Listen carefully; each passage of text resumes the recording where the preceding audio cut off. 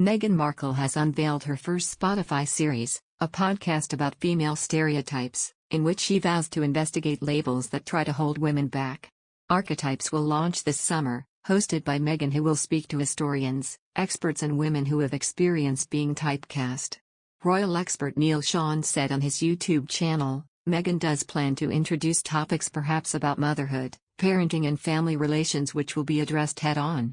While you will not actually be hearing her mention those problematic areas of her life, you will be able to decipher the bones of the conversation and, more importantly, how she sees the situation unfolding, whether she's given advice or discussing a topic related to something very similar.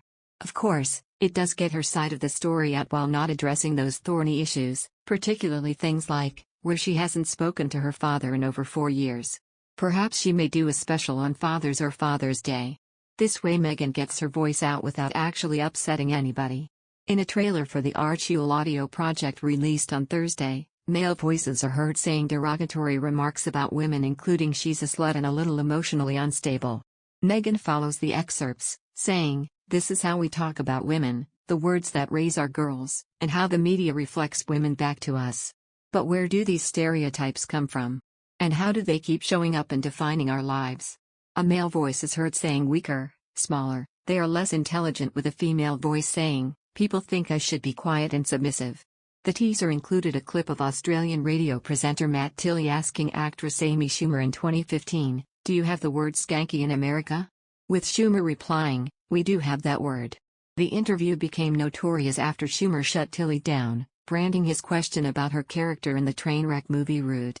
The trailer also featured U.S. Dancing with the Stars host Tom Bergeron telling champion gymnast Simone Biles in 2017, "I was waiting for you to smile at some of the compliments, you didn't." Biles won support at the time across social media for responding with, "Smiling doesn't win you gold medals." The Duchess, previewing the type of guests who will feature, adds, "I'm Meghan and this is Archetypes, the podcast where we dissect, explore, and subvert the labels that try to hold women back.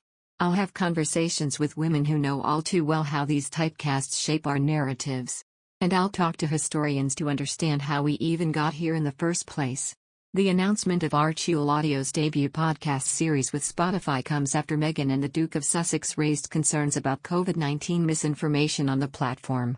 In other news, Kate Middleton is planning to boost her solo career and take on some more projects on her own following several of Meghan's lone ventures, according to reports. It was announced last week that Meghan Markle would be launching a new podcast without Prince Harry titled Archetypes. The series, which will see the Duchess interviewing powerful women, is worth a reported £20 million.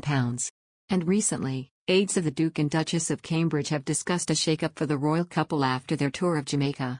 Part of this new plan could involve Kate taking more solo trips abroad without the company of Prince William, and it's reported she wants to take on some projects of her own. Duncan Larcombe, a royal expert and biographer, says that William and Harry will be standing behind their wives. One of the things that Meghan and Kate have in common, and they don't have a lot, is that they are both married to men who believe they should have their own voice, says Duncan. Harry and William are supportive of them both pursuing their own causes and initiatives. That's quite clearly the case, as Kate is doing more and more projects focused around her own personal interests. And we know that Meghan has been very busy since bagging her prince. Kate began venturing into her own projects last year, including the grand opening of the Royal Foundation Centre for Early Childhood. As well as this, she held the very well-received Together a Christmas concert at Westminster Abbey in December. A source told, Kate and William were obviously hurt by the criticism of the tour and know that the royal family needs a shake-up in the future. They have made a pact that she will do more work by herself and show off her skills and expertise. Kate knows what her strengths are, meeting people and bringing awareness to her chosen charities too.